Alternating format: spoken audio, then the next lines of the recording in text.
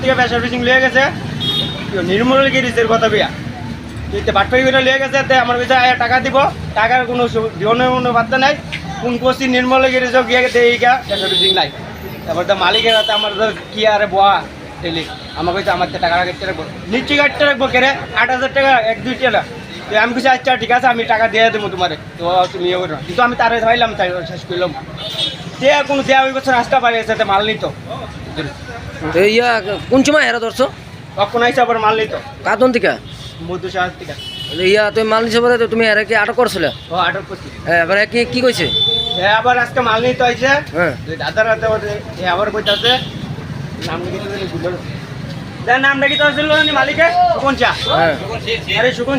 ছিলের কথা বাটপাটি করে মাল নিয়ে তো এখন পুলিশ আইছে নি পুলিশ হয়েছে না আগে আরে মার দূর করা পুলিশের কাছে দেবো তো তোমার নাম আমার নাম বহু